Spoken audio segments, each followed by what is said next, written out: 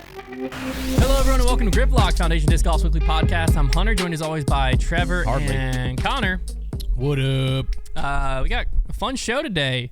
We had Ricky playing his first tournament with the new bag. We have some more off-season movement, another Ulti-World survey. The President's Cup is now under new ownership. And a little Trevor's trivia. Plus, we're getting to the heat of the battle for the In the Bag segment.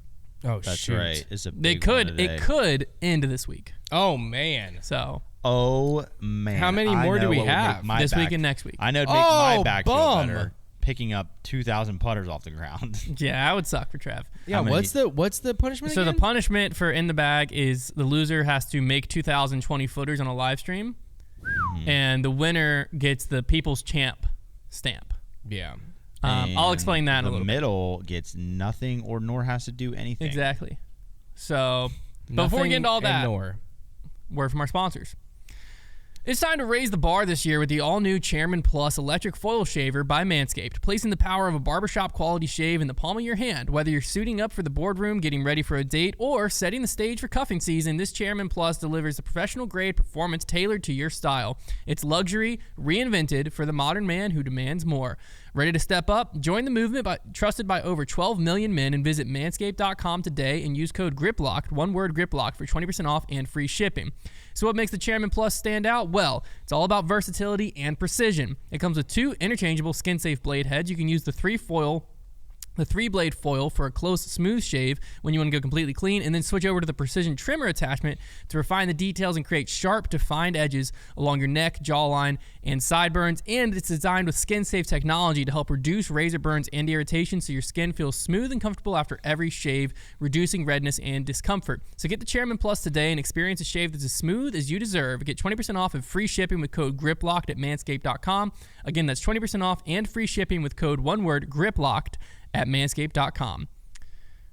BetOnline continues to be the world's most trusted betting platform and your number one source for online betting. From earliest odds to in-game live betting, BetOnline provides you with all the action and the ability to watch the games as they happen. With the largest selection of odds on everything from football, the NBA, college basketball, NHL, to UFC, head to BetOnline today and don't forget to use promo code BLEAV for your welcome bonus on your first deposit. BetOnline, the game starts here.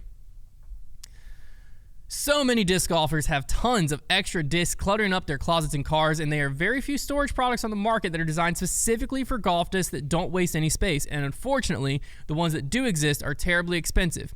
But now there's finally an affordable option called DiscBox.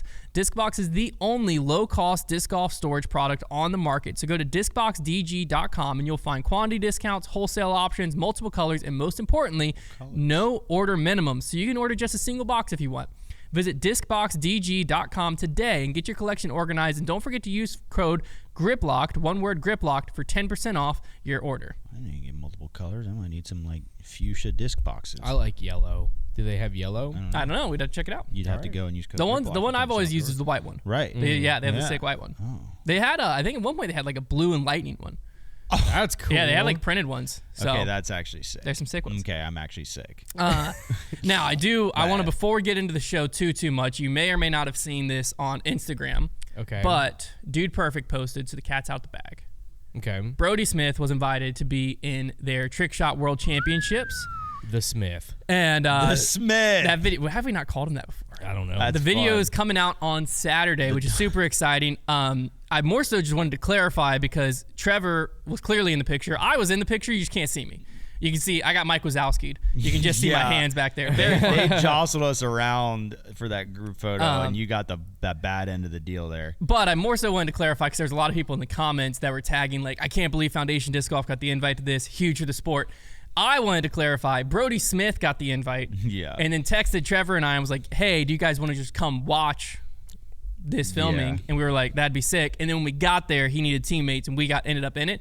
So I'm not saying it's not going to be an awesome moment as far as like Brody's going to be on Dude Perfect again. And that's going to be, a very big video, yada, yada, yada. I'm just saying I wanted to make sure the expectations were set, that it wasn't Dude Perfect reached out to Foundation Disc Golf and said, hey, yo, come collab on a video. Check it out on Saturday. Dude though. Perfect reached out to Brody, and Brody was kind enough to allow us to tag along. But nevertheless, very sick. It is very sick. Check it out on Saturday. Dark horse in his element. And, we can talk about it more after you see it. But, yeah, very cool. So, off-season movement. We have a few to go over, kind of last-minute ones here. First off, Chandler Kramer, I think we talked about last week. But we mentioned the Gateway. Additionally, so he left Lone Star, obviously, last year, signed with Gateway. He is also now signed with Hooligan, which is made by Gateway. So what does that mean? Heard... What does what mean? Made by Gateway? It means they manufacture. No, I understand what made by means. What does it mean? So he's just sponsored by both of them? Yeah. Okay. Gateway never really makes you do a whole bag. And I mean, I know, but I just didn't know you could be sponsored. I guess if it benefits Gateway to have the more Hooligan moves, the more Gateway moves. So okay, I had heard he was no longer on Team AGL, but AGL is also made by Gateway. Yeah. So I don't know if they'll still be in his bag. Hooligan's and he's just not the trendier Gateway brand right now. Yeah. So I don't know exactly. Gateway's just got a real smorgasbord of just which niche sponsorship would you like? You know, have a little of this, have a little of that. Yeah. Chandler Kramer Cash is coming soon. Chandler Kramer. Maury Villman left Prodigy and has joined Team MVP. Interesting. He just became the highest rated Estonian disc golfer. Wow. So he's a very, very solid player. I don't know his touring plans, if he's going to end up doing a full U.S. tour or not. Actually, I can kind of see if he's registered for anything. But I'm sure you've heard his name before. He's had some success. But I don't think he's ever won on tour. Much. There's no upcoming events, but let's see last year what he did touring-wise. I think he played a good bit last year. Yeah, he did. Yeah, he came over. No, he just played the European events. So that's where you heard him, because he came in second at the Swedish Open, third in the Turku Open. So he was just popping off. On came ones. top 10 at the Copenhagen Open. He played USDGC. He came in top 10 at European Open, and then he didn't do well at USDGC. That smells like a DNF, though. Can you take 112th without DNFing? We're about to find out. 112th? Yes, you can. Just barely. So he struggled with USDGC, but he lived in the top 10 during the Europe. He was hurt. He might have been. He was hurt. During the Europe tour. I know. So. Yeah, I know. Very solid player, signed by MVP. So that was a interesting pickup, I think, because a lot of times I feel like Prodigy Europe has kind of been there because they had Vino. That seems like a European market play because, even if you have, in this day and age where we're now going to have potentially European heavy fields, like we just looked at his standings and you saw, didn't do anything in the U.S. because he didn't really come over here. But in those European fields, for a lot of those events they had last year, top fives, right? So now maybe that's a strategy for MVP being like, okay, there's only a few players to hack the European market when you talk about a guy that's playing in the U.S. and having success. But what if we get a guy like this who is, for a large stretch of the tour, going to have top 10s and probably be a very popular Estonian player, where they love disc golf? Maybe that's their way of getting into that European market with a little bit more of a budget move. I don't hate that. No, it'll be very. I'm excited to see it. It'll also be exciting to see. Does this move? Maybe he's getting more support and he can make it over here for more events. I don't know. That'd be dope. Maybe that was why they signed him too. Maybe they're like, he's going to make a splash in the U.S. Now, on the other side, we had Luke Sampson announcing he is leaving Castaplast. As of when I filled this, updated my sponsorship tracker, he had not announced. I will try to verify right now that is still the case. Actually, it's going to be better on my phone. I'm not signed in. And the final player that is in the similar boat is Sayananda, said sayonara to... Oh! Yeah. Very good. To Westside. That's interesting because I think Luke Sampson's been with Castaplast for a little bit here. He's always been with them, hasn't he? As far as I know, has, yes. Yeah. Since, it's probably been like a good 4 years since I started hearing Luke Sampson's name, so I feel like he's been with them for a little bit. Yeah, so his last post was just saying goodbye to Castaplast. Did he say, it's been a great, 4 years? It's been a great 2021, 4 years. Wow. Oh, I know ball. Great wow. job. You wouldn't know how I know. I'm not even. It's too embarrassing. How do you know? You got to explain it now. One of my first times... My first time I ever went to USDGC, Hunter was there for this. You know exactly what I'm about to talk about. Mm-hmm. I didn't really... I was still getting much more... I do know exactly what I'm about. Hey, I brought up the story. You guys can't laugh at me. I was still learning the faces and names of the more niche disc golfers out there. Obviously, I had followed disc golf, but I had just started working for Foundation and doing this more full-time, so I was still learning a lot of the... That's not true, Trevor. Huh? Yeah. What are you talking about? It was my second year with Foundation. 2021. Yeah, it's my second. Okay. You've been with us for a little bit. It was literally just a little over a year. Okay. Yeah. Because I feel like I'd been working there for a while at that point. It was like summer of 2020 is when I started, and then this was just the end of the summer of 2021. Okay. But in any case, I was still learning. Nowadays, I've gotten very much better I've been in a lot more events, and I've just been doing this long enough and watching coverage to where I know a lot of the more niche players that aren't, in the top 30. And I named Luke Humphreys, who I just didn't know what he looked like. I didn't watch the GK skins, and I guess that was the way you knew. I don't even know. I was about to say, in your defense, I don't know if GK skins were as big. Literally the only reason you would have known who Luke Humphreys was because from GK skins. And so I didn't know him, and I misnamed him Luke Sampson right to his face. In an interview. I corrected myself. But that's not embarrassing. Well, I think I stopped the film and said something. I knew it the second it came out of my mouth because I was taking a guess, basically. Yeah. That's not embarrassing for you. Like, it's just embarrassing because it happened. It's like it could happen to anybody, Yeah. Well, that's what I'm saying. What happened to that video? I don't know. Well, I have no idea. It was on one of our phones. Because I doubt that's such an innocent mistake anymore to make, Yeah. Well, that's what I'm saying. So that's how I know Luke Sampson was around back then. We also the reason we walked over was because he was walking with Kevin Jones. And so we were trying to get and to be fair, we're trying to get these like little sound bites for grip locked. Yeah. Was the plan. And to be fair, now Luke Humphreys is very visible and actually a pretty good player who's almost won multiple Pro Tours. So you would never mistake him. But back then, he wasn't doing anything on tour at that point. Yeah. Like, he wasn't notable. So, I just didn't know him. Yeah. I stand with you, Trevor. I was more embarrassed in the moment than I think Trevor was. No. I think Trevor didn't show it as much. I don't know. I walked away and I was like, I'm sure I played it off a certain way, but I felt like I wanted to crawl in a hole and die. It was pretty tough. So. No, he corrected you. That's what happened. Luke Humphreys corrected you. Well, what happened? This is the exact order of operations. Man, I love that. Don't I just love bringing these things back to light? 4 years ago, guys. I said it knowing good and well that I was guessing. Yeah, you took the 50-50 shot. You knew it was, I had a 50-50 chance, and I guessed. And then the second I said it, I saw your face, so I stopped and said, "I'm sorry, I forgot your last name." And then that's when he. Oh, that's right. Yeah. In hindsight, I probably should have just said to Hunter my chest kind of hurt as we were walking up, being like, "Hey, man, what's his last name again?" Because I knew his name was Luke. I just couldn't remember what his last name was. That's tough. Yeah. I'm sorry, Trev. It's okay. It's I'm glad we brought that back up so I could relive the pain. That was good. I don't know we had ever aired that before. Oh yes, I think this is probably the third time I've mentioned it. Maybe not in that much detail, talking about but I've said it. I've said it before on podcasts, but it's tough. Yeah, it's tough. Maybe on the Trev Stop. Well, we'll try to find. Yeah, we'll try I'm to find sure we clip. said it like in the USDGC podcast we did that evening. Yeah, actually, we might have. I think we did. But I think that was the year we had Airbnb and we were like doing it from the table. Yeah. Oh my gosh, I was those exhausted late nights. that year. Oh, Konner like trying to upload these videos. It was like 3 o'clock in the morning every night. Anyways, I was talking USDGC. I was talking USDGC. We will find a way to get USDGC and do every episode of Grip Lock without fail. That's they funny. have to love us. They have to. We are marketeers. They have to. They have to. The next thing I want to bring up was Ultiworld released the next part of their fandom survey, which was called Fans or Players 2. So this is basically how the people who took the survey play disc golf. Okay. How good they are, how far they throw, how often they play. Just a bunch of lies in here. Oh, yeah, 400 flat. Well, so honestly, I think it's pretty accurate. No, but you're when you're an anonymous survey, I don't expect people to be lying about this. The majority, which just makes sense. If you're into disc golf enough to take a survey, you're pretty into disc golf. Mm-hmm. So the majority said they play multiple times a week. Some people play around once a week. What I found interesting is 1.2% said they do not play disc golf. They've never played disc golf. Oh. And took the survey. Never played? 1.2% said never. So that's probably a bunch of liars. I don't really know, but... Now, 1.2 also said, I don't play anymore, but I used to play. So what I bet that is, a lot of that 1.2% is people doing I've met so many of them in the disc golf industry that do like, oh, I don't ever play. Like, because they work in disc golf, and they'll be like, oh, yeah, I just don't ever play. I just don't have time, And they probably should have answered, I used to play, but they probably just answered the never. Maybe. Yeah, I just don't play.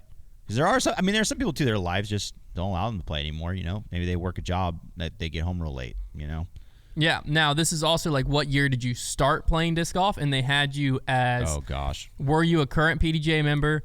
Or are you a current PDGA member? Did you used to be a PDGA member, but you're not anymore? Or are you just never not a PDGA member? And basically, the more recent it gets, the bigger amount of players who are just not PDGA members get percentage-wise. But the majority of people who took the survey started in 2020 by a pretty giant spike. COVID was pretty good disc golf, it turns out. Yeah. So pretty giant spike of people just started in 2020. And as you go farther back, you'll find the bigger percentage of people are still active PDGA members. So like, for instance, you had from people who started in 2020, you had 594 people are PDGA members actively. 78 members are used to be but not currently active. And then 272 are not PDGA members. And then if you go back to players who started in 2010, you have 120 are active PDGA, 35 are no longer active, and 52 are just not PDGA members. So it's actually not that different of a percentage. It just looks more drastic, don't it? Yeah, I don't think it is that different. We have to do the math on that. 600 to that's like it's almost half. About half to 120 almost to half. 50. It's kind of similar. Actually is similar. It's kind of similar. I think the data. It's just because of how much bigger the graph bar was. The data makes it look. We very got data skewed. there. It still does look very skewed. Am I wrong? I think it does, but like I said, I think once you look at the numbers, I think you're right. I think you're right. I will say, like, I mean, we've talked about this before, but like, I'm sure you guys can attest. At this point, whenever we ask people when they started playing, I'm borderline shocked if it's before 2019. Yeah, it's probably 95% of the people we talk to. A lot of 2020, a lot of 2021. Yeah. Which I mean, makes sense. Most in those years. Yeah, it's just crazy when you see that effect really playing out. The final thing I really wanted to go over was just how far people throw. Yeah, on a windless day. So just how far can you throw on a flat surface on a windless day?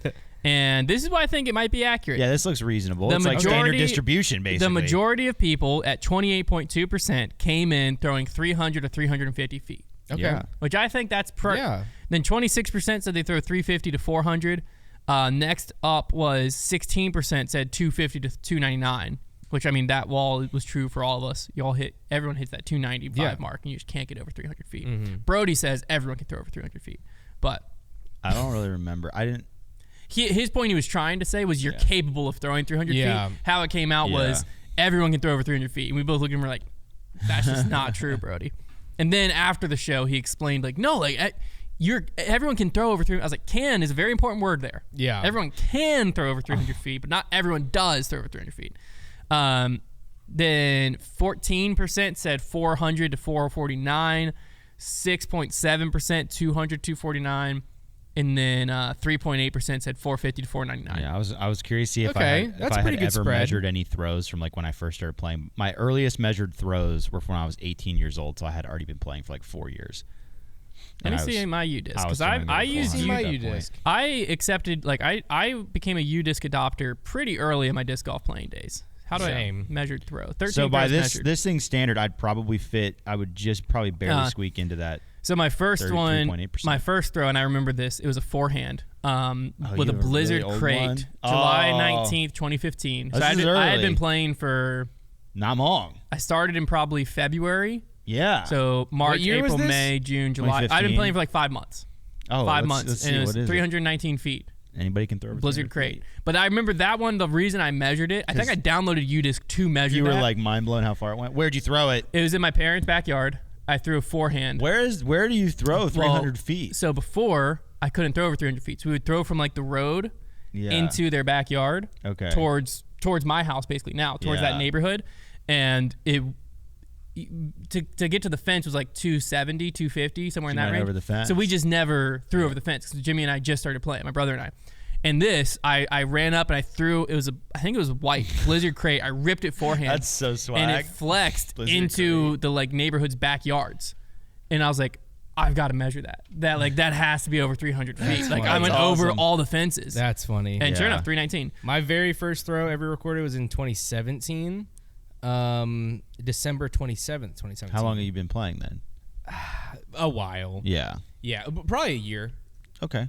No, not a year, because I started playing in 2017. Okay, so not super long. Long enough, because as soon as I started playing, I was watching X-Step videos on YouTube. So there was no recreation of just like, oh, I'm just gonna go out there and chuck for a little bit. The day that I started playing disc golf, I went home and watched YouTube videos on how to do X-Step. And so my very first recorded throw was a destroyer, 412 feet. Heck yeah. That's cap. Who knows what was happening that day? I was likely throwing in a sod field across from my parents' house. I have a few. So I used to go to the field at hole 20, and I just tried to throw far. That was like my whole goal. Yeah. Oh, Yeah. It's slightly downhill. No, hole 20, tailwind, like downhill. I threw It's some slightly downhill, mythical shots. and then if you get over the final hill, that's probably like close to 475 out there. Then it drops off even more. So if you can crest that hill, or the farther right you throw, the more downhill it is. So I had a 527 foot with a destroyer. I had one that was like 570. 570. And then I had 575 get wrecked. That's funny. I think mine was 574. That's so funny. I'm be honest, this is a crush because I couldn't do this for today. You skipped down the hill. I went across the street. Yeah. I went across the street into like the little throwing thing. Right. But my farthest throw ever, I distinctly remember this, was a color glow strike at it was at Big Branch. So it was this local guy, Vince Worley's farm. Like the par 5 hole. And it was a par 5. Yeah. It was technically hole 1. It was a par 5, Downhill and I threw it 611 feet. So it was pretty drastically downhill. It had rolling hills. Wide open. But it was during the finale of the Brawl, is always in the early spring. It was wide open, and this day I had to be a 30-mile-an-hour tailwind. Yeah. It got windy out there. And I just ripped because this was a really flippy strike, and I threw it flat, and the wind just took it. And my whole we were all dying laughing because it was the perfect full flight, and like came back, and we were all just like, how did a disc just go that far? So I can't actually throw that far, but I love the U-disc stats. Hilarious. I haven't measured a throw since 2019. Well, we have rangefinders now. That's true. Yeah, exactly. Yeah, it's depressing. Yeah. But I mean, that used to be the way. But you would just find a windy day, throw downhill, and be like, yeah, I can throw 5 feet. I was out on the field on Friday throwing discs, and I can tell you right now, I'm definitely not throwing a disc 412. Yeah? Not what my supposed first measure was. What was your supposed first measure? No, I'm saying on U-disc from my first throw. But how far were you throwing on Friday? I'm pretty sure I threw one of my distance drivers like 360. You can throw farther than that. I mean, yeah, I wasn't throwing it as hard as I could. I'm very confident you could throw like over 400, maybe like 420 right now. Backhand. I don't know about right now. I think I need to do some nose work. I need to get a nose job. I think you could do it. But all right, that's all for the opening part of this episode. So let's get into fan favorite segment of Trevor's Trivia right after these messages.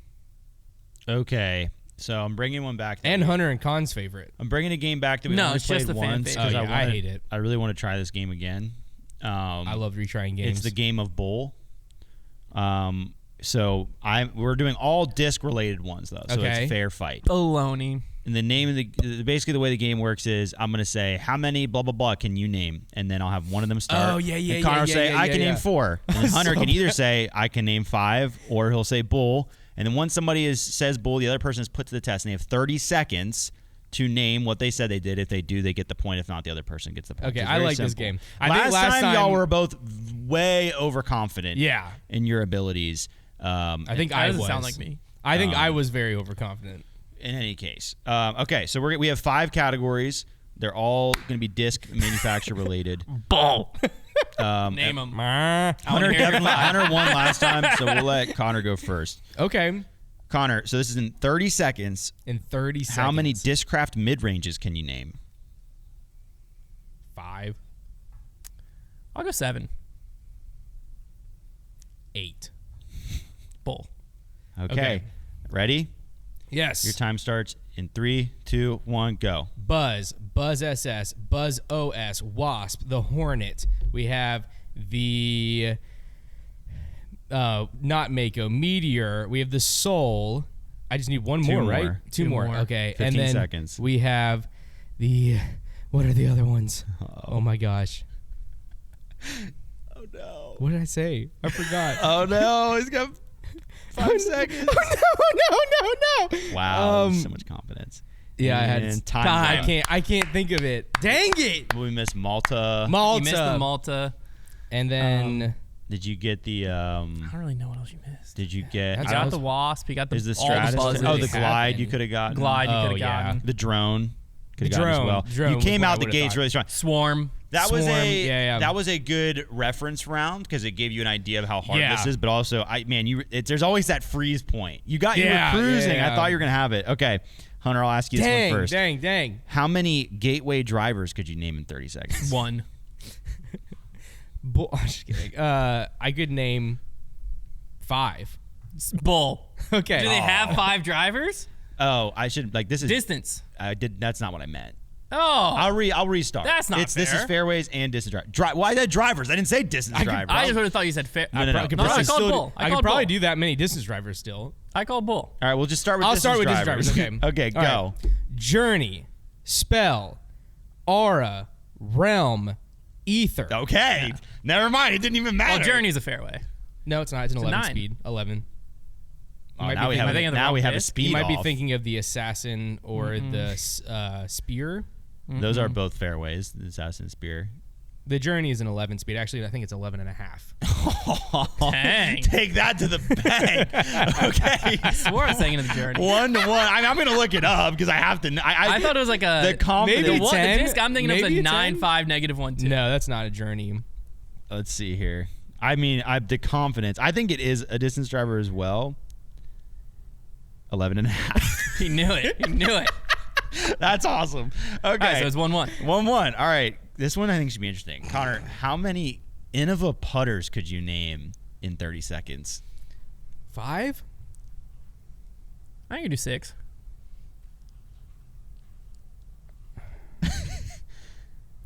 I'll go 7. I'll do 8. Okay, bull. Okay. Go. All right, Now, go. before his thing. AVR, KC AVR, JK AVR, AVR3, AVR dang X3, it. Whale, Invader, Toro. Easy. There. I think Toro is a mid-range. No, that's definitely a putter. But you can name another one just in case. But they call the Zone a mid-range. Zone's a putter. I think the zone's called a putter. Name another putter though, real okay. quick. I don't know what I named. That's not easy. Okay, you got it. I cancel your train of thought. Because Toro is definitely a putter. because we consider the Zone Mixed Pro a AVR. putter, but I think they consider it a mid-range, the Zone, and so I think the Toro might be similar. I think that the because the Zone is a mid-range, is what it says. On It's the not. disc? Yeah, it says on the disc mid-range. well, yeah, because Innova's putt and approach category, I believe, would also have the Bullfrog. Toro in it. There we go.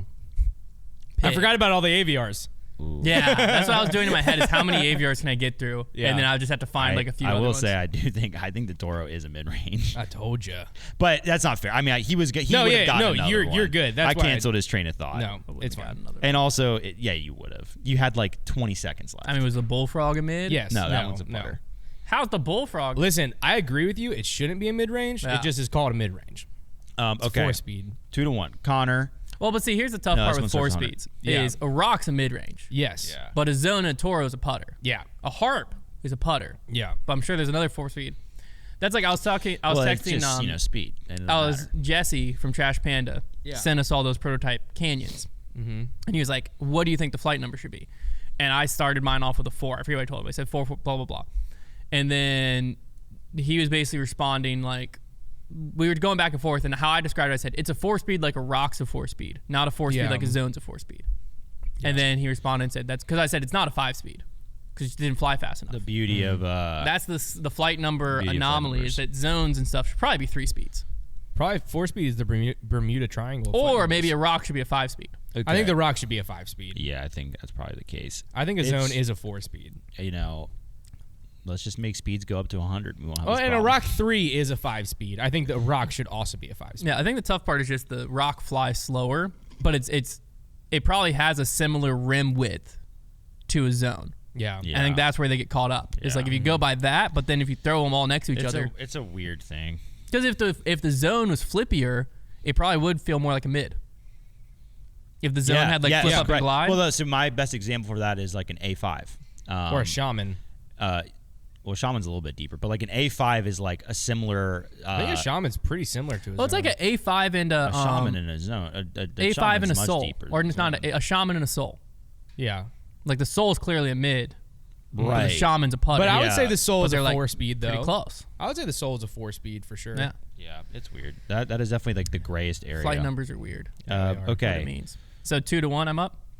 Yes, and then I asked Konner that one first. So Hunter, how many dynamic disc drivers, fairways Oh, and mid gosh. and distance can you name? Dynamic disc specifically. Yes, just dynamic.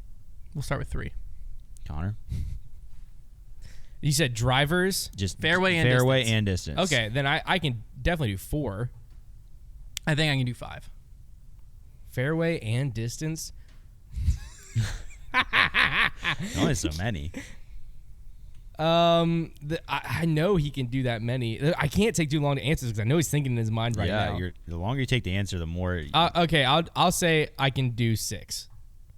I think I feel pretty good about that. Yeah, calm on that.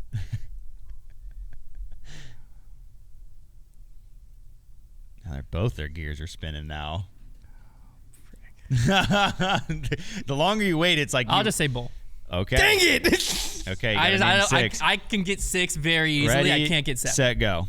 Okay, the Vandal, the No, I could have got 7. Enforcer. That was the one I was missing. The Raider, the Sheriff, the Captain, the what's that? What is it called? The Maverick. The Maverick. That's it. You got it. Oh, I got it. Yeah, you and I combined could have went for like 15 because you didn't name a single one on my list. The Maverick was the only one on my list. Funny. You start naming, I'm like, oh yeah, yeah.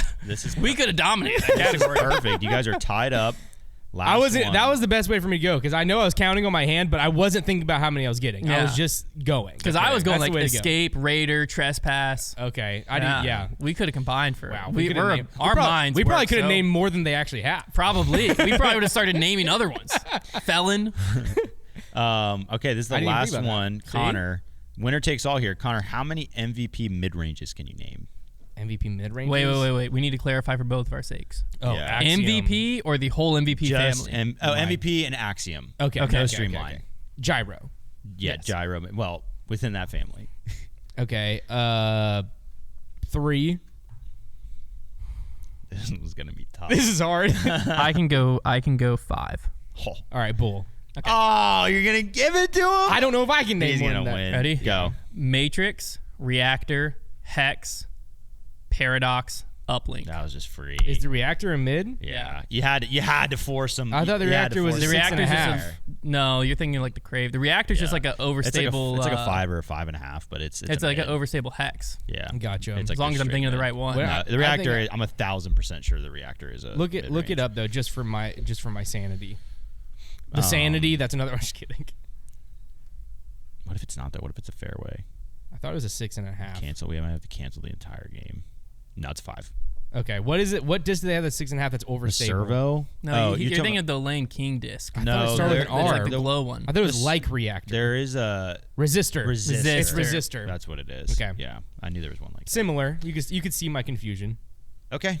Good game. Good. I knew he could name that many, but I definitely wasn't confident I could name that many. I just wanted the power But to be in his You hands. put the game in his hands, though. I know, but I knew I couldn't think of that many. I knew I couldn't. I couldn't do more. Yeah. So that's why I started at 5. That was a tough one. I thought of 5 quick in my head. Which ones you did? Hex, Matrix, Uplink, Paradox, Reactor. and Reactor. You could Yeah. do the Deflector. deflector. What's the new one? Oh, that's yeah. And What's then the new one? And you could have said balance. Detour. I think you- Detour. Detour. You maybe could have got. To I like wouldn't have got 8. to I any would. of those. That's what I couldn't. Six I would know have been doable. I think I couldn't because you name got more. those fast. You probably could have got it 6th. Yeah. But it would have been close. I feel good because I know I couldn't. Good number. All right. That was fun. I love that game. That's a good game. That's a good game. All right. Next, the final 2 topics for in the bag. President's gosh. Cup Oh my enters gosh. a new era under PDGA ownership. That headline. So the President's Cup, if you don't know, this has basically always happened before the European Open, and it's basically Team Europe versus Team USA. It always happened in Europe, and Jussi Maresma was kind of the owner and founder of this. It's officially transitioned to PDGA ownership, securing its long-term future. So what does this mean for us initially is basically it's going to rotate between the U.S. and Europe, which I like that change. Yeah. Because before it was always in Europe, so we never had a chance to even see it unless you went over to Europe. So the U.S. will host an odd number years. Europe will host an even number years. So the next edition is actually going to be at Swenson Park in Stockton before Champions Cup this year. So April 30th this year will be the kickoff to the first PDGA major of the season. So Jussi Maresma is still going to remain actively involved to ensure a smooth transition and continued European representation. That's hilarious that the year that like all the majors are in Europe, they brought the President's Cup It is over funny. here. Yeah. So, I mean, up to this point, Team USA hasn't lost. It's gotten closer and closer and closer, but it'll be interesting to see. I'm excited. I love the President's Cup. I love it more when Jussi Maresma because I think I'm a little nervous about that. From what I've seen, Jussi Maresma is one of, if not the best event directors this sport has. Yeah, he's good. So The President's Cup always felt very buttoned up. To be fair, though, they never did grow it. No. So, like, maybe it's needed a change. I don't know. I think I like the idea of it rotating between coming to the U.S. and going back, because I think that'll give a chance where, like, you know, the U.S. can play in front of their home crowd, Europe can play in front of their home crowd, and, like, that's fun. I think that gives a better chance of it growing for sure. And as long as UC's still involved and the one making a lot of the decisions, I'm cool with it. You know what's funny is this fits right into the current narrative in pro sports, because if anybody's been following hockey, the NHL did something brilliant. 4 nations. And instead of having an all-star game, they did these 4 nations showdown, where they took 4 of the best nations with hockey players. Basically, you got Finland, Sweden, Canada, and the U.S., and they made it this tournament where you're repping your flag, and the players are way behind it. Like they are playing their hearts out. 3 fights. The first 9 seconds. It was insane. The Canadians booed our national anthem, and then we had 3 fights. And the puck dropped, and basically the gloves immediately came off. It was awesome. It was sick. And so now, I'm not even a hockey guy, and I was all in. So now basketball is already talking about doing U.S. versus the world for their all-stars, because like people you can't. I don't think you can do versus the world. I get the basketball that you have to in the NBA. You have to, but it's not the same. It's not the same. It's not the same. Getting behind your flag is different. We'll have some country pride, but it's a lot different. Like, especially, I mean, I think part of the success was obviously the U.S. Canada, state of the world right now, back and forth. But obviously led to when you have USA and Canada playing, and USA, we won. Is this actually the first time we won since '96 against Canada in hockey? I thought I saw that at the highest level. It may have been we've won the juniors, but at this level, because Sidney Crosby for Canada, I think, was like undefeated. Yeah, I'm pretty sure when he plays. I'm pretty sure I saw, because I watched the beginning, and I'm pretty sure they threw that stat. We lost the gold medal game to them in 2010, and it was a formative part of my childhood. USA hadn't beat them since 1996, but I'm just saying, it's different. I feel like Canada is hockey. It feels it. It is their sport. Not anymore. They do have USA, and they do have the better players. But we did our national anthem. That's crazy. Yeah. But that's what I'm saying is if it's USA versus the world, which is what basketball would have to, if NBA would have to be, because basketball obviously could go the FIBA route, but it doesn't have the same pop, just because it's like the rest of the world. You would miss out. Like, you don't have that fandom. Now, yeah. And well, I was saying, because I saw all this to say, it's funny, like this President's Cup would actually be the best version of the All-Star game that the Pro Tour could have. Yeah, right. Yeah. Except for it all just be fist bumps and shot advice. Nobody would. It's different. And with golf and like the Ryder Cup and President's Cup, they have been able to find a balance where these players, who are a lot of them buddies, they still are able to get really competitive with each other during that event, and it's there's a lot of pride on the line. I think when you're repping your flag, it is just different. It just comes down to how much do the players care about their country. Yeah, but anytime you have the right players out there, people can say whatever they want. When you throw that flag on your back and you're playing for it, like, people care. I mean, you saw it in the Olympics. Who's like our American pride disc golfer? I don't know, probably a lot. I feel like Rick. Dude, I feel like Ricky could be that guy. Rick would be. I feel like Ricky could be up there. I feel like he could be pretty toxic patriotism. I don't like Garrett. Maybe it's the jerky, but Garrett Gertz is the first one that came to my mind. Maybe I'm wrong, but David Wiggins Jr. I think could get out there. Okay, I'm sorry. I'm trying to think of somebody who could actually win as well. Ricky Wysocki would probably be. Yeah. The Robinson brothers I could see. Yeah. They're too tame. They're too quiet. They're too tame. Ezra. I could see Ezra getting feisty. Yeah, Ricky's probably the best bet. He comes out with those camo pants. It'll be. I mean, I do think that having the first one at Stenson out there before Champions Cup, I'll be curious to see if it's attended well. Like spectator wise. Yeah. I don't know. We'll find out. Oh, we got to sneak in something that wasn't in your notes. I noticed it was very sneakily in a press release. DGPT Match Play Championship is back.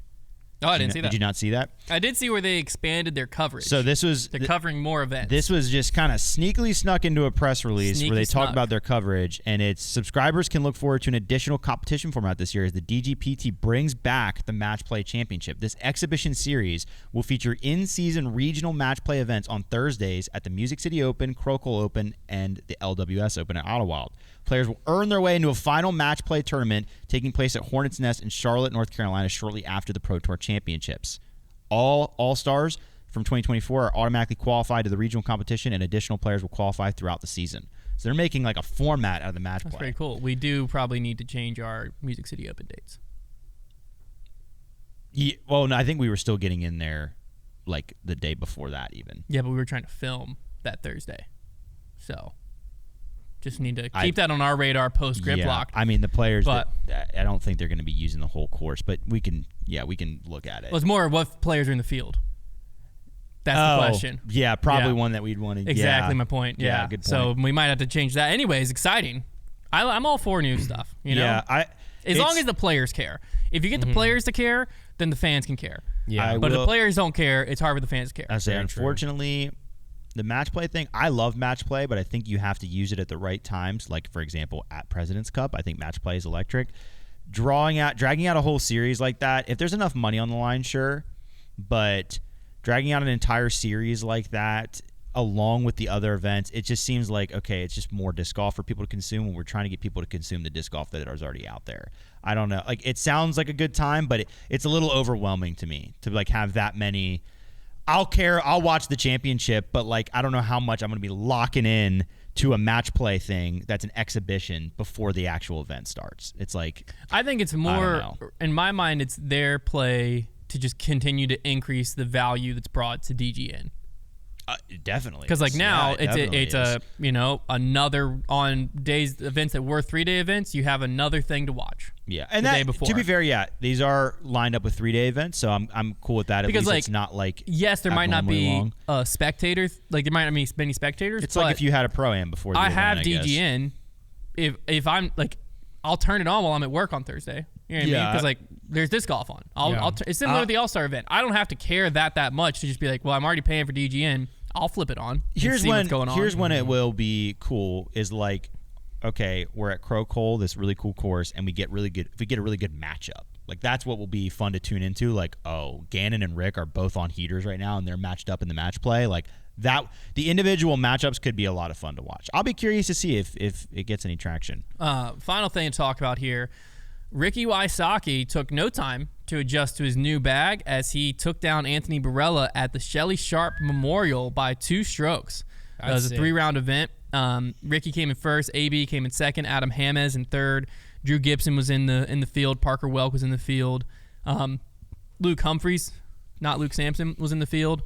You just point to Luke Humphrey. That's not Luke. Oh, is that not the same Luke Humphrey? That's funny. That's literally hysterical. Luke Humphrey, not Luke Humphreys. There we even. Well, hey, shout out Luke Humphrey. How are we supposed to keep track? Yeah, I mean, come on now. You can't both have 2 players playing the same thing. Let me make sure it's actually Rick that won this thing. But it's a different Richard Wysocki. It was Ricky Wysocki. Checks out. That was just Ricky Wysocki. Well, no, he took it down, and he played some very solid golf. He went 55. What's par out here? So he Luke went Humphrey's 966. 5 down, 13 down, 14 down out there to get to 32. So impressive warm up for Rick. I like it when when a player switches bags like this and completely, like, as media people, our immediate narrative for like the first preview show of the year would have been like, will Rick be able to find success? But like already that's just not going to be a narrative. Like Jeremy Coling. Yeah. And it was different with like Simon and Gyro because that seemed like a more Gyro's complex. A big But we would have thrown it out there. Hunter would have sat across from me and been like, how do you think that new bag's going to affect him? And like now it'll be like, I mean, he already just beat one of the best players in the world at his home course. Ratings, are what they are, especially at tournaments like this when you have a lot of OB and not a great field. But he did go 1092, 1098 for his last 2 rounds. So regardless, I mean, obviously he's clearly throwing it well out there. What was he leaning on out there? Anybody know? I don't know. I didn't see where coverage had been released yet. Probably a Zuka cart. Maybe. If he got tired. Let me see if they had. That's really I don't funny, think Trevor. they had come out yet. Everybody was asking about it. So no, I just seen Memorial from a month ago. I don't think Shelly Sharp had been released, or if there even is any Shelly Sharp. It would have surely already started coming out. Maybe. I don't know. It's kind of crazy that Disc Golf Guy always gets Shelly Sharp. Yeah. Rick, like, is that his first event? Yeah, well, I think the Disc Golf Guy was in Thailand. Oh, my gosh. So did nobody get that cut? Like, people would be watching that. Yeah. Yeah, we should have been there, guys. Should have went out there. FPO, Jennifer Allen took down Katrina Allen. I don't know if this Battle is of the Allens. I don't know if this is Katrina Allen's first event back. It looks like it was. Yeah. Since the Majestic, since June of last year. So since she had a child. Yeah. Now, Connor, you weren't on the episode last week. Okay. When we talked about Ricky and Discraft. Yeah, I was not. Correct. So any feelings you have? It doesn't feel. I'm not excited. Like, it's fine. I just I honestly don't feel that excited about it. It was a pretty meh announcement. How do you feel about Ricky? Is it cool if we label you a hater? Yeah, you can label me. No, I don't hate her. I'm dislike fine with her. her. I'm fine with her. Okay, so nothing. No emotion. Okay. Okay, my feeling is That's kind of my feeling. What's your feeling of Ricky and Paul? I don't like it. Yeah. I don't like it at all. Because thinking about... What's your feeling that there's someone in the room right now that said the Ricky and Paul rivalry is completely dead and it means nothing, that they're on the same team? I can see that right now, to especially like COVID disc golfer and up. Yeah. That rivalry doesn't exist. In my heart, though, I still find myself unconsciously rooting against Ricky without realizing it. I talked to Silas You about don't this on find Mailbag. yourself doing that, though. Oh, I do. Rooting against Rick. But it's hard. Me? Yeah. No, but the rivalry's still there. No, Okay. I find myself... I think Connor's got you if out Paul rivaled. gets in contention, yeah, for sure. If Paul gets in contention, I'm rooting for him over Rick. Like, no, if I'm Rick- just like, I'm same. so used to rooting against Rick that like I still like, even though I like Ricky now, like I realize now that I actually like Ricky and I think he's fun to watch, but I have to like remind myself of that because my instinct is I hope Ricky loses. Yeah, that I was hope me this like goes OB. that was me like 3 years ago. No, I don't change, Trev. Yeah. Trev said that the whole narrative of Ricky throwing PM stuff doesn't bother him at all. No, it bothers He me a doesn't care. lot. It bothers me a lot. Yeah, it bothers I me said a I don't lot. want to see him throwing Maltas and Lunas and stuff. Like, he better have his own, figure out your own stuff. If Yeah, they- you I be on told the team, Silas- whatever, you wanted me figure to, if they stuff wanted out. me to feel that way, if somebody wanted me to feel that way, they would have had to been a lot more vocal about their dislike of for course. each other. Of course. 'Cause, like anything that existed rivalry wise was created in all of our own heads. No. Yes. You didn't, yeah, no. But It wasn't in my own the head. rivalry was there was because every single tournament was just them leading. And they didn't like each other at that point. Says Well, who? Yeah. Both of them. It doesn't matter. Where? Honestly, it doesn't To matter you? to me if they liked each Like, other. that's- Yeah, I think Ricky said it on social some too. But yeah, I mean, not modern day, they probably like each other. The only reason, But like, why to would me, you like the guy that you were going up against? I'm not. toe-to-toe I'm every not. week? No. Let me be clear. I'm not going to sit here and say they did like each other. I'm just saying like this is not Duke Carolina. Like this is not like something where even if this were to happen nowadays, we would give it more flame. There was no disc golf media back then. This is born specifically from my favorite player is Paul Macbeth. Yeah. Like this is like me speaking. no. I and used the to feel- only person that's gonna beat him is Ricky. I felt and so the I want same Ricky way. to trip and hurt himself during this I tournament. felt the same way, but those feelings don't carry because there wasn't anything to it other than how I felt. So now that I no longer feel that way, there's nothing for me to look back on. It just carries for me because of like that was whenever 'Cause I you're was a the true most sports fan. passionate. About, Yeah. I'm a big He sports does guy. I work in sports. Yeah. Yeah. He does work in sports. So that's the difference between sports fans and sports viewers. That honestly, I that might wouldn't be. even Trav's say a I'm a casual. viewer. I'm more of like a Trav's a casual. like an admirer from a distance. I will say that probably the reason why it stuck so much for me is because that was the first time in my life that I'd ever rooted against anything and rooted for something in a sports scenario. beautiful. So I think it really like sewed its way into my heart. you know? I said this, but I'll just tell you well, because I also- said it last week. I don't care Ricky on Discraft. That doesn't like. I'm excited because I think he's finally with a company he can actually move plastic with. I'm excited to try the new Ricky stuff. Yeah, that's true. I don't like Wait. Ricky throwing PM. Let me I do don't the same either. mental exercise. I had Hunter in a corkscrew because I told him, Uh-oh. and I'm sure you can see this too. Imagine what they're gonna do when the Ricky Raptor 6-claw collab disc drops. Oh gosh. Listen. I'll tell you right know now. it's gonna happen, I though. told Silas Speaking of this on Mike. Mailbag that probably the most hideous disc that I have in my collection that honestly makes me want to throw up every time I look at it. Careful But now. I took it because it is a flat top Casey Rock. My favorite, one of my favorite discs of all time. Flat top Casey Rock has the giant Saki Bomb grenade on it. Well, they don't use that logo anymore. They don't use that though. logo anymore. I know.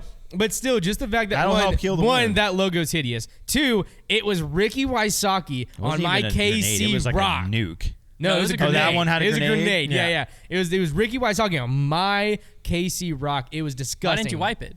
I should have. Yeah, so And Yeah, you know I what's don't think you're that insult to invested in the injury? rivalry if Insult to you got injury it. is yellow. I don't think if you Yeah, were that you know invested in the rivalry, you would have bought that disc with your own hard-earned money.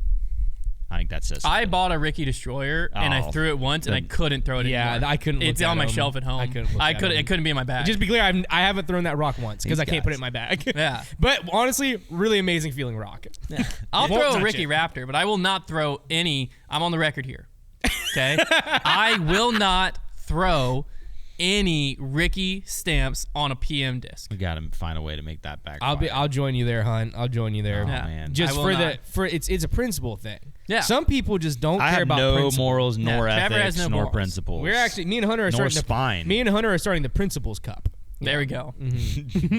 All right.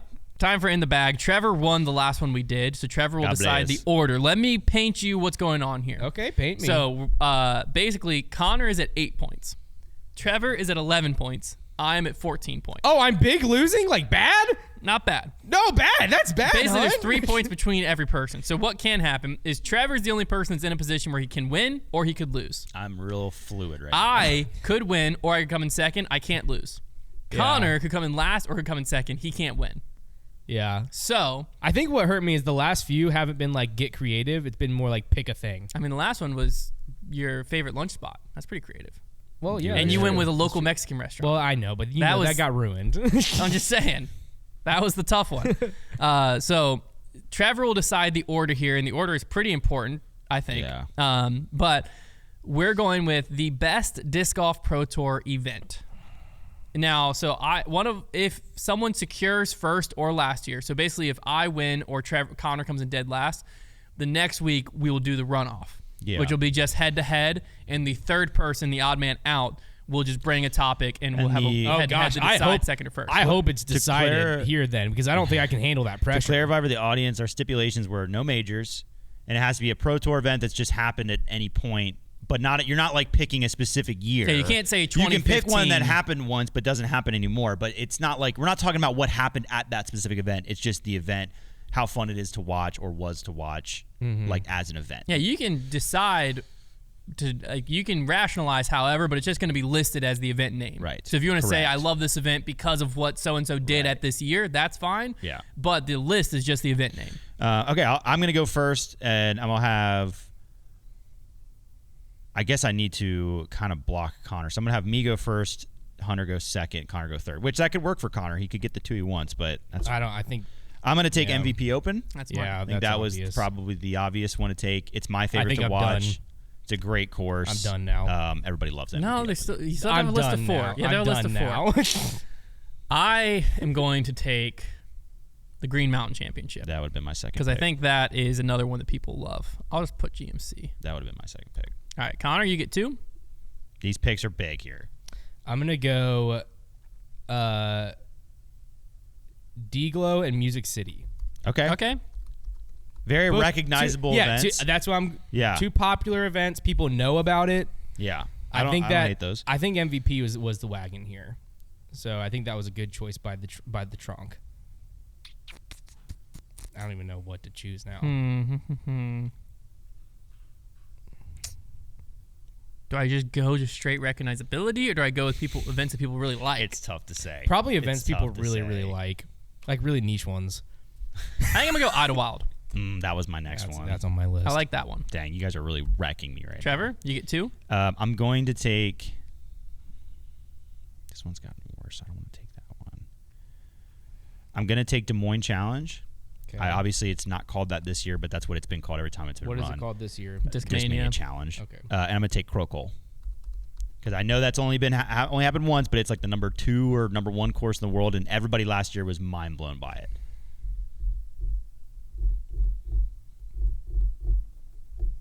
European is an interesting event. That was the only one. There's only like 2 events that I would have considered taking, and that was my number 1 because people last year were like, anybody who saw that event last year knows what's up. Like it was. I think I'm gonna go the same route, and I'm going with the European Disc Golf Festival. Oh, nice. Not the one I thought was gonna get taken. Well, because but people like the stage. You have to think thing. The stage blew up on Reddit. Mm-hmm. It's true. So I don't think the event was that great. Pros also spoke very highly about it. Pros came back saying basically like they did. The standard has been changed. That's true. Konner, your final 2. I'm gonna go Waco. Oh no! That was my last one. I think I might have killed you. Really? Oh, maybe I'm wrong. Killed him? Yeah. Well, Waco was a really good event. Now it's not. I agree. I don't think there's a lot of. I don't think people love it. Really? I would have taken it. I mean, now they are moving it, I think, so I don't think it's going to be as good. But it was, I thought, a great event. So and Throw Pink is not a DGPT event. Correct. They're just doing coverage. Yeah. Dang correct. It. I really just wanted a way to get USDGC in there in a sneaky way. I think for the last one, I'm gonna go. Oh, my heart, and it's back this year, but I don't think it's gonna help me out. So I do want to go with my heart. Both of these are heart picks. So Okay, I'm gonna go with PCS. That's the one I would have taken. Because I love the theme of it. I think it's one of the most cohesive themes. I'm glad we all took a Europe one. I didn't get it on an island there. And I like that it's all the Vikings and Norway. I think that one's a cool one. I like the trophies. Is it a PCS Sula Open? It's just the PCS, just the PCS Open. Open. Yeah, Open. it used to be PCS. It's just now. It's just the PCS. Okay. Hunter's gonna take. I've got a pretty decent list, but I really wanted MVP, so I do not think I'm gonna win. Hunter's gonna take mine. I think I'm safe just because I have MVP in Des Moines. Yes. But because I only need to come in second. I just need to have one that's like no one is not like a really big opinions because I like my list overall. Yeah, it's a good list. Man, there's so many that I like and I enjoy. I mean, really, there's one that's like probably really safe. I think I'm gonna go with the safest one, and I think I'm gonna go with the Supreme Flight Open. That's the one. Yeah, that's the safe one. I'm gonna probably take the one that is the more controversial, but it has a course that is, as we know from the survey, one of the most popular courses, and that is I'm going to take Ledgetown. I was terrified of it. Yeah. People love Northwoods Black though. They love it. Final just did the AMA. There's a lot of stuff like. It's my last one though. I would not have taken it higher up on my list. But I thought about it because I love Ledgestone, the tournaments. I love the. I think that Eureka Temp. I don't love the look of it, but it creates some exciting golf. People Northwood literally Black's via insane. survey though, all said they just love Northwood Black. They do love Northwood Black, but Ledgestone brings in Eureka Temp. People do not like. Yeah, we'll see. We'll see. I'm confident enough in my list that I can take it there. I think I likely just lost it. That's okay though. Well, to fully lose it, Trevor has to win, and I think you have to come in last. No, if Trevor wins, you lose it. If I take second, he comes in last. I take last. Also, you also lose it. Yeah. So I think I just lost. You have to win. We don't need to talk about that yet, though. No, but what is the punishment? It's 2,020 footers. It'll take like a few hours. You have to make 2,000. Okay.